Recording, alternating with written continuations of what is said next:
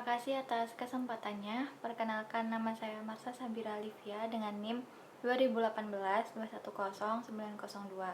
Di sini saya akan mempresentasikan tentang 5 prinsip kekuatan etis dalam organisasi. Etika bisnis merupakan suatu bidang ilmu ekonomi yang terkadang diabaikan oleh masyarakat. Sebenarnya, melalui etika bisnis inilah seseorang dapat memahami suatu bisnis persaingan yang sulit sekalipun. Terdapat 5 prinsip kekuatan etis dalam organisasi. Yang pertama ada purpose, yang kedua ada pride, yang ketiga ada patience, yang keempat ada persistence, dan yang kelima ada perspektif. Selanjutnya ada purpose atau tujuan. Tujuan merupakan penjabaran dari visi dan misi dan juga merupakan hal yang akan dicapai atau dihasilkan oleh suatu organisasi atau perusahaan. Setiap semua organisasi yang akan melakukan sesuatu tentu mempunyai sebuah tujuan. Tujuan adalah pernyataan tentang keadaan di mana suatu organisasi atau perusahaan ingin mencapai ini dan pernyataan tentang keadaan organisasi di masa depan sebagai upaya bersama untuk mencapai itu.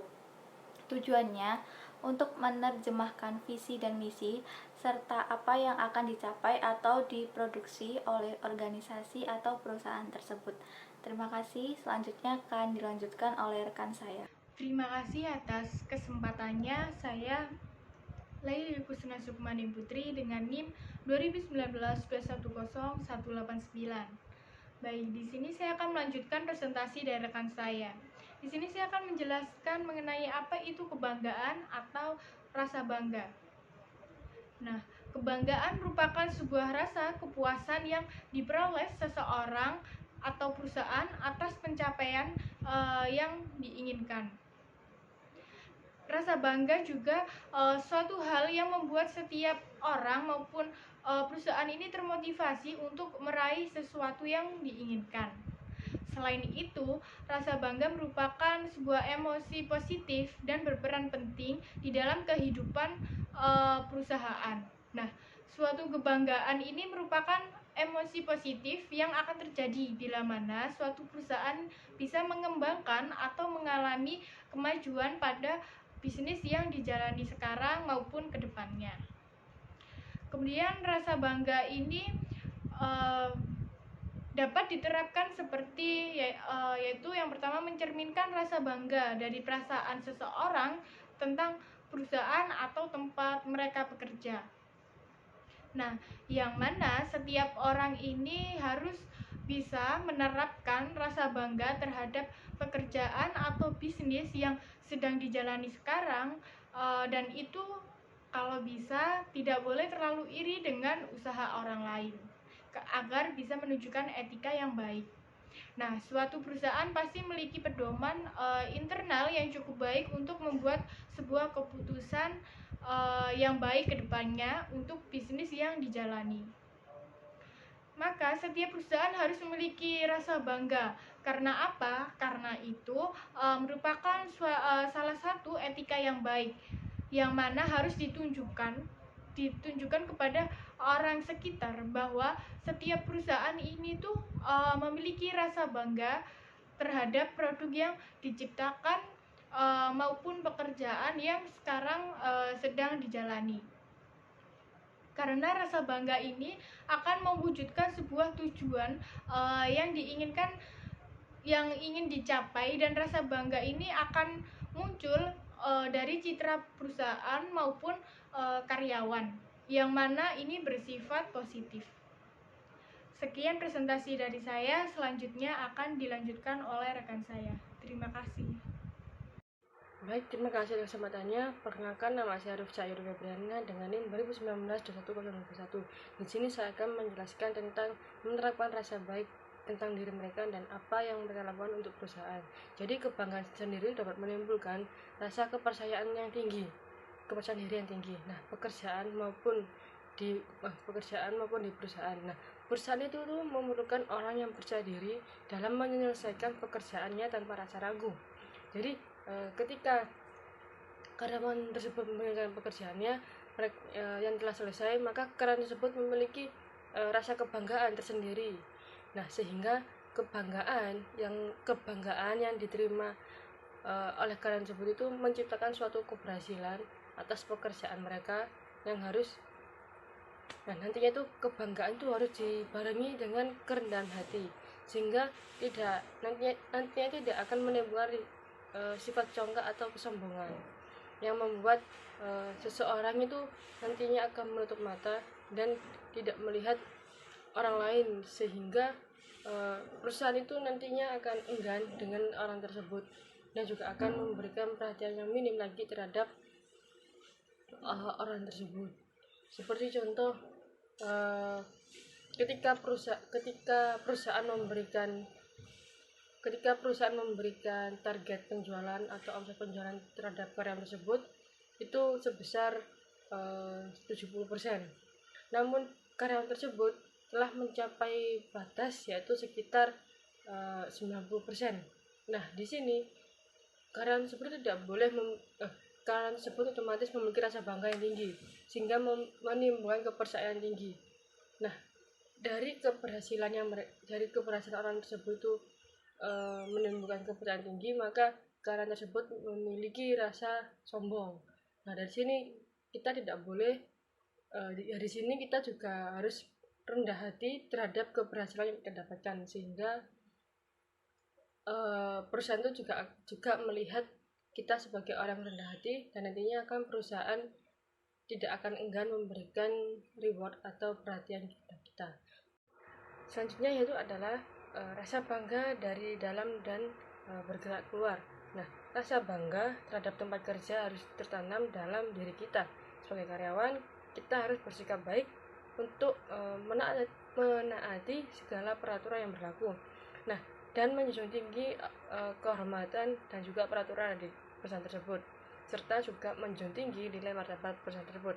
Nah, selain itu memiliki rasa bangga terhadap di perusahaan tersebut juga memberikan suatu energi positif, sehingga kita dapat berkontribusi lebih baik untuk kemajuan perusahaan. Nah, jadi memberikan rasa bangga di perusahaan tersebut nantinya akan selalu memberikan yang terbaik. Jadi kalau bangga dengan di kantor atau di perusahaan tersebut, otomatis kita juga akan memberikan usaha yang terbaik bagi perusahaan tersebut, mulai dari datang tempat waktu, menyampaikan ide atau gagasan demi mencapai target atau omset di perusahaan tersebut, dan juga akan merampungkan pekerjaan sesuai dengan deadline atau waktu yang telah ditentukan oleh atasan kita. Mungkin itu saja dari saya. Selanjutnya akan dilanjutkan oleh rekan saya. Terima kasih. Baik, terima kasih atas kesempatannya. Mohon izin saya Yoga Rahmatullah menjelaskan mengenai nilai-nilai perusahaan. Apa itu nilai perusahaan? Nilai perusahaan diartikan sebagai kondisi tertentu yang dicapai oleh suatu perusahaan sebagai proyeksi kepercayaan dari masyarakat sebagai konsumen terhadap kinerja dan produk perusahaan.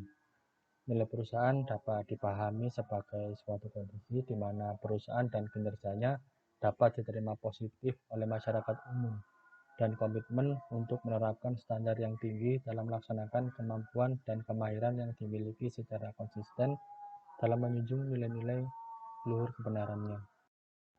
Baik, nilai-nilai yang perlu dipertahankan bagi perusahaan demi keberlangsungan masa depan dan jangka perusahaan ialah sebagai berikut. Yang pertama, terdapat nilai kejujuran. Kejujuran menjadi hal penting dan bisa sangat berpengaruh pada kepercayaan. Bisa dikatakan bahwa kejujuran menjadi salah satu kunci yang harus digunakan dalam meningkatkan kesuksesan sebuah perusahaan. Lalu yang kedua, terdapat nilai integritas moral, yaitu integritas yang tinggi membuat kepercayaan masyarakat bertambah, begitu juga sebaliknya. Integritas moral mampu menciptakan sebuah hubungan positif antar masyarakat dan perusahaan. Lalu yang ketiga, terdapat nilai keadilan, yaitu prinsip keadilan ini berhubungan erat dengan hak untuk diperlakukan sama sesuai dengan peraturan yang berlaku. Perusahaan tidak boleh bertindak diskriminatif kepada masyarakat sebagai konsumen dan pegawai sebagai stakeholder. Jika prinsip keadilan ini bisa berjalan dengan baik, maka dampaknya sangat bagus bagi perusahaan. Baik, manfaat yang diperoleh perusahaan dalam jangka panjang jika mampu sabar dan disiplin menerapkan dan menjaga nilai perusahaan adalah sebagai berikut. Yang pertama, terciptanya kepercayaan terhadap perusahaan. Perusahaan yang memegang teguh etika bisnis dan nilai-nilai moral dalam menjalankan usahanya akan menciptakan konsumen yang loyal. Loyalitas ini timbul karena adanya trust dari konsumen bahwa perusahaan tidak melakukan kecurangan atau hal-hal negatif yang dapat merugikan konsumen. Lalu yang selanjutnya, terciptanya citra perusahaan yang baik terhadap perusahaan. Citra perusahaan yang baik akan mendapatkan tanggapan yang positif dari konsumen. Dengan adanya respon positif dari konsumen, maka perusahaan tersebut akan dikenal dan produknya akan mengalami peningkatan penjualan. Lalu selanjutnya, mampu meningkatkan hubungan perusahaan. Meningkatkan kualitas hubungan bisnis dengan menerapkan etika bisnis seperti menepati janji, kejujuran, dan menolak suap, dan menghindarkan perusahaan dari sanksi hukum akibat tidak dipenuhinya etika bisnis. Terima kasih atas kesempatannya. Saya Vanessa Sukma Maharani dengan NIM 2019-210437. Di sini saya akan melanjutkan penjelasan dari rekan saya sebelumnya tentang prinsip kesabaran.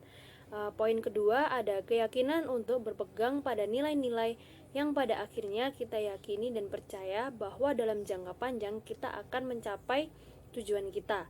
Ketika mencoba membuat keputusan etis, seseorang tidak mempercayai prosesnya karena mereka mengharapkan hasil yang instan. Ketika memiliki kesabaran, Anda menyadari bahwa jika Anda melakukan apa yang benar, bahkan jika hal tersebut merugikan Anda dalam jangka pendek, itu akan tetap membuahkan hasil dalam jangka panjang.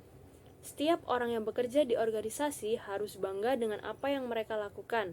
Ketika kebanggaan itu hadir, orang ingin menjunjung tinggi integritas.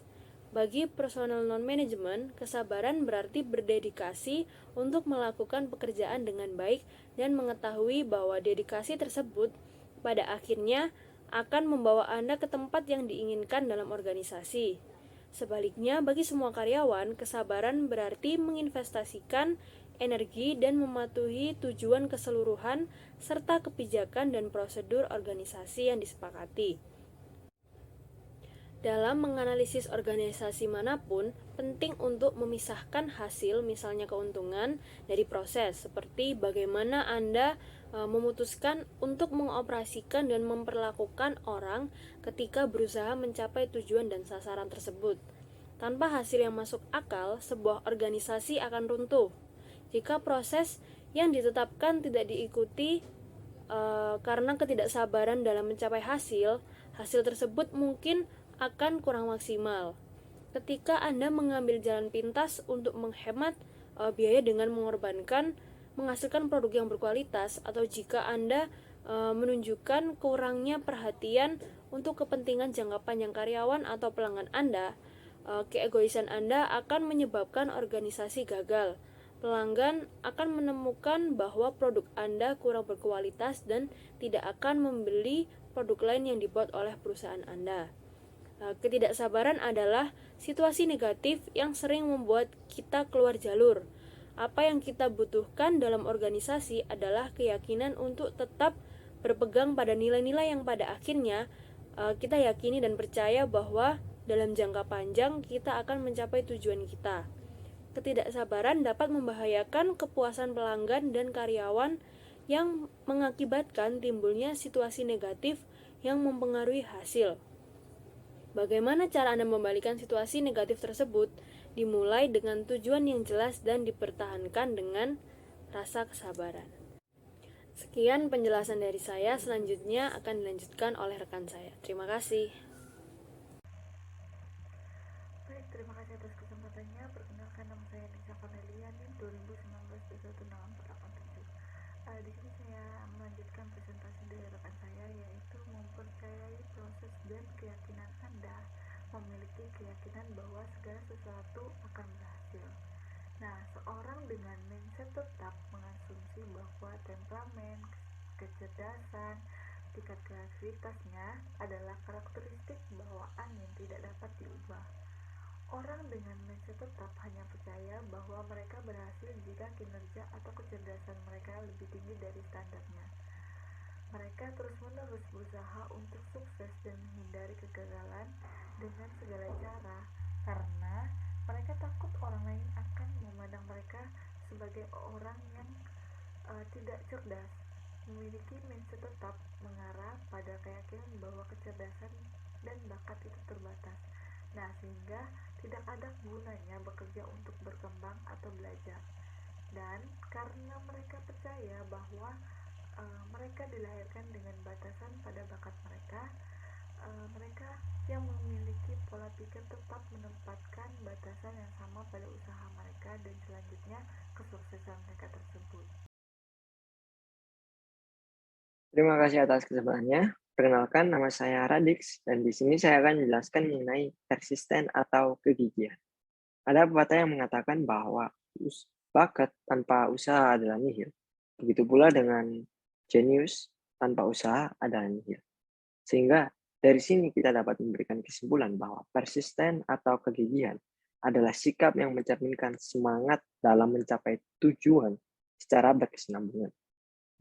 Persisten ini seringkali dikaitkan dengan komitmen dan konsisten.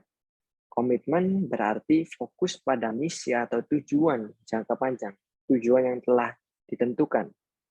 Sehingga perusahaan yang memiliki komitmen tinggi, artinya perusahaan ini hanya fokus pada hasil, berorientasi pada hasil, fokus pada tujuan yang ingin dicapai, dan bukannya mencari alasan untuk menghindar atau lari. Fokus on goals, not a distraction. Selanjutnya, konsisten. Konsisten memiliki arti tetap berusaha meskipun tantangan yang dihadapi tidak mudah. Manajemen dan karyawan mungkin di masa depan akan dihadapkan dengan kondisi atau keadaan yang tidak nyaman, sehingga baik manajemen, karyawan maupun seluruh anggota perusahaan tetap harus melaksanakan tugasnya dan berperilaku etis sesuai dengan mencerminkan prinsip dan nilai-nilai perusahaan tersebut. Sekian yang dapat saya presentasikan. Terima kasih. Assalamualaikum warahmatullahi wabarakatuh. Sebelumnya terima kasih atas kesempatannya. Perkenalkan, nama saya Zaida Sinta Nuria dengan NIM 628. Di sini saya akan melanjutkan presentasi dari rekan saya yang sebelumnya, yaitu mengenai perspektif, di mana perspektif tersebut merupakan sebuah sudut pandang untuk memahami atau memaknai permasalahan tertentu dengan cara tertentu untuk mempertimbangkan sesuatu, dan cara tertentu dalam memandang sesuatu yang bergantung pada pengalaman dan juga kepribadian seseorang tersebut. Dan suatu cara pandang dan cara berperilaku terhadap suatu masalah atau kejadian atau kegiatan, hal ini menyiratkan bahwa manusia senantiasa akan memiliki perspektif yang mereka gunakan untuk memahami sesuatu. Dan selanjutnya yaitu ada perspektif organisasi, di mana perspektif organisasi ini ada klasik. Yang pertama, memiliki asumsi bahwa organisasi dipahami sebagai tempat atau wadah berkumpulnya orang-orang yang diikat dalam sebuah aturan yang tegas dalam melaksanakan kegiatan-kegiatan yang terkoordinir dan sistematis dalam sebuah struktur guna untuk mencapai tujuan yang ditetapkan. Selanjutnya yang kedua yaitu ada modern, di mana modern tersebut merupakan organisasi sebagai sebuah jaringan sistem yang terdiri dari setidaknya itu ada 2 orang atau lebih, di mana dengan saling ketergantungan, input, proses, dan juga output. Di mana menurut pandangan ini tuh orang-orang atau komunikator yang sedang berkomunikasi bekerja sama dalam sebuah sistem untuk menghasilkan suatu produk dengan menggunakan energi, informasi, dan bahan dari lingkungan tersebut. Selanjutnya yang ketiga yaitu ada interpretasi simbolik, di mana interpretasi simbolik ini memiliki asumsi bahwa organisasi memproduksi situasi atau lingkungan budaya realitas sosial melalui pemaknaan interaksi dalam sebuah organisasi. Dan dalam organisasi ini terbentuk karena adanya interaksi komunikasi yang terjadi antara anggota melalui pemaknaan atas simbol-simbol, baik simbol verbal maupun non verbal.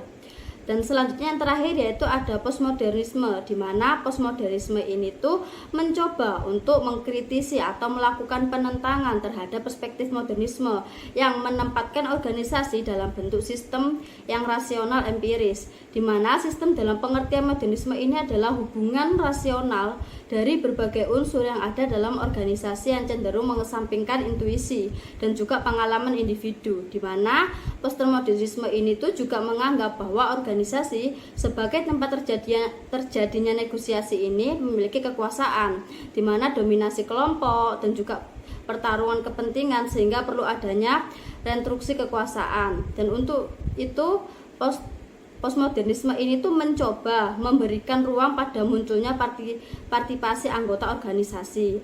Mungkin sekian presentasi dari saya dan juga kelompok saya.